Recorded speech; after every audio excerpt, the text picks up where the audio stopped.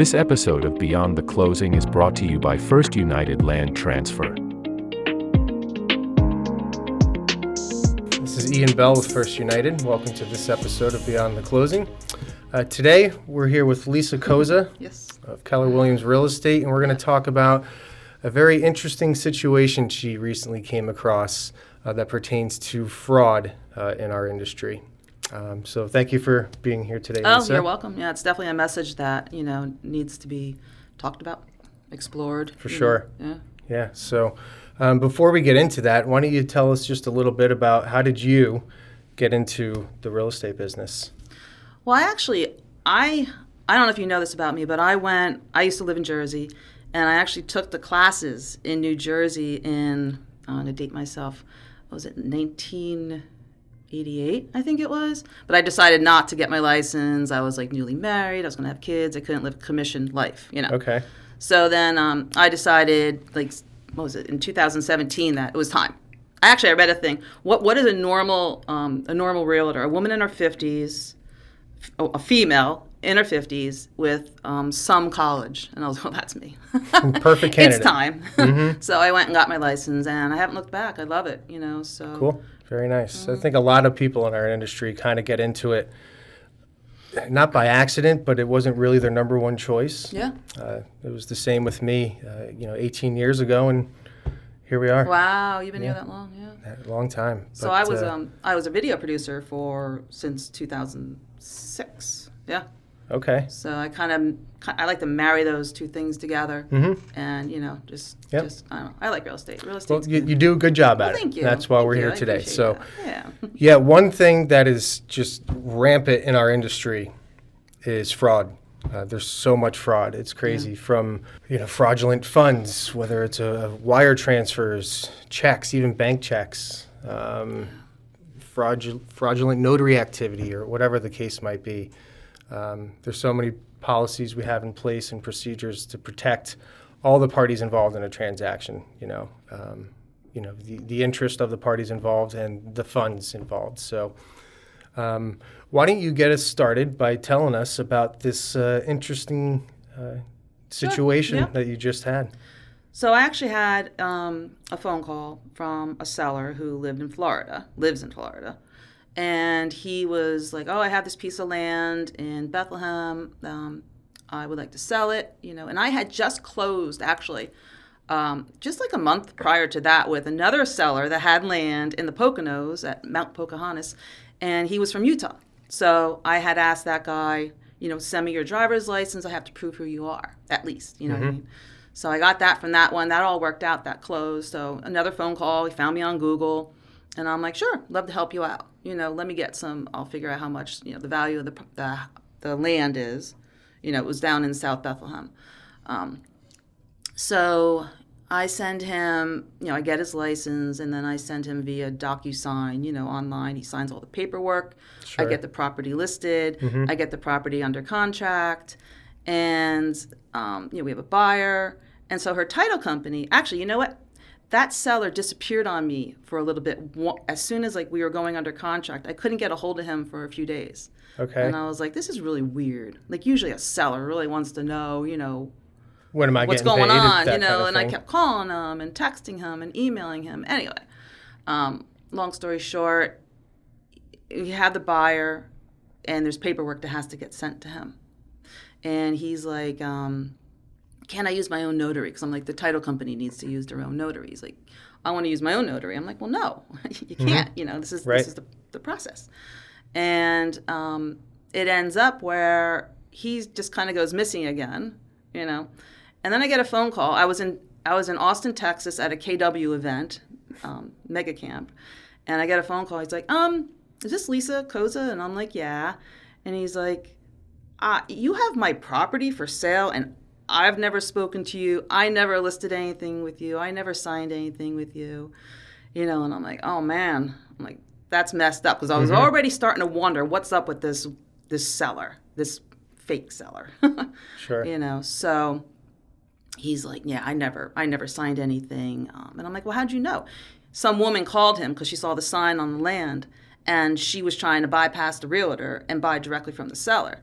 So that's how he knew it was for sale, because he lives in Florida. Right. You know, and the fake seller, you know, in Florida, I guess. Actually, I don't know where he lives. Quite honestly, I don't know. He just disappeared on me. So, so the real seller, we're talking, and he wasn't really mad or anything, and we're having a good conversation, and I'm like, well, you know, I do have a buyer. Are you interested in selling? He's like, well, actually, I was kind of thinking about it, and I was just like, all right, you know, let me know. You know, I have a buyer. Everything's ready to go. So we ended up, you know, I let the title company know. And they told me that there was actually like some kind of form that was sent to his home address in Florida to verify who he was. And he thought it was junk mail. He's Sure, like, I okay. didn't see anything like that. And I'm like, take a look. So he looked through his mail and he found it. So the title company verified truly who he was, and all worked out. And we closed. And that was it. Yeah. Yeah. Yeah. That's terrifying. Like, It is. and this is one reason is. that, you know, Yeah. title companies, attorneys, whatever, they have their policies in place that, you know, if we're doing something with a deed package, for instance, how many times you just send it to me, you know, well, I'll go to the notary down the street, this and that. It would be prudent of the folks involved to allow the title company to follow their procedures, you know, go to notaries that within their network have proper insurance policies, because there's too much notary fraud out there. It sounds like that's exactly what your Mr. Seller was trying to do. Just take it to his notary, who really wasn't a real commissioned notary, and you would have had a fraudulent sale go through. So, and you know, it's funny, on day 30, exactly day 30, that property was listed for sale, he contacted me because he wanted to drop the price. So he really seemed real. Mm-hmm. You know what I mean? Yeah. Interesting. How am I going to get this money? Then the quickest way. And I feel bad. Like, I feel bad that people have to resort to that kind of stuff. You know what I mean? It's just, it is what it is. And it's out there, and it's bad. Sure. You know, you really gotta... It's scary. Yeah. I have personally seen somebody come into our office with their cell phone saying, you know, here at First United, we always say, we make fraud calls to our buyers saying, you know, we'll never ask you to send in a wire. If anyone ever asks you, please call us at a trusted number and verify everything. We had an individual come in with a text message that looked 100% legitimate, coming right from the lender, same phone number, everything. It looked 100% legit, but it wasn't. It was fraudulent, and it said, you know, your rate lock's going to expire. You need to send in X amount of money immediately via wire transfer today, or the deal's going to fall through. But luckily, because of certain procedures that you have in place, that's why, as a realtor, as a mortgage professional, as a title company, you always got to be extra cautious, especially in today's market with all the fraud that's involved. One thing we always recommend is change your passwords as often as you possibly can. It's so easy for our emails or things among everything we use in our day-to-day to be hacked, because these guys, they're professionals. They are really good at what they do. Yeah. So in the end, yours ended up closing. All was well. You had a happy buyer, happy seller.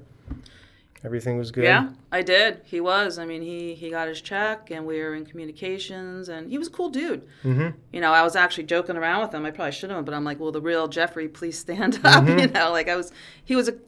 Luckily, I was lucky that he wasn't. I mean, I don't know what kind of trouble I could have gotten into. Like, it didn't close, but what if it did? I really don't know. You know, I should know that.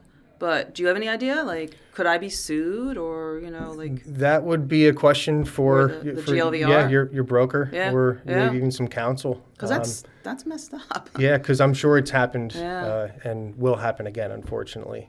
So just make sure you're super careful. Oh, yeah? And which you thought you were, you know, getting a copy of the ID, which luckily we can all help each other out. You started out getting a copy of the ID. The title company would have had their policies in place and hopefully would have caught it. So we can all work together as a team with, you know, trusted professionals to make sure this stuff does not happen to us. Right. And especially right now, our underwriters give us bulletins almost daily on various topics, but a very common one as of late has been the sale of vacant lots, especially when the parties involved want everything expedited. You know, there's got to be like, why do you need this $30,000 lot sold within 5 days? Yeah. Always question things, but have your your standards in place to make sure that you hopefully don't run into this again. So why is it mostly vacant lots? Because they're like out of state and they can't show up. People aren't local. Yeah. It might take an extra couple of days, a week or so, until the true vested owner finds out. Oh, wow. A lot of vacant lots going for sale right now up in the Pocono area. That people that own these lots might not all be local. They might be in Florida or the Carolinas, something like that. Rush this deal within a few days. It might be too late. So we got to be careful out there. It's crazy. Yeah. But Agreed. yeah. But I am glad it all worked out. So are we. Yeah. For sure. Yeah. So, all right. Well, Lisa, thank you so much for taking the time you're to come in absolutely here welcome. and share this Yeah. story. Just shows how important it is to stay safe out there and work with a group of trusted professionals in the real estate industry. So thank you, Lisa, for coming in. Appreciate You're it. welcome. Thanks. All right. And thanks for watching this episode of Beyond the Closing. We'll see you next time.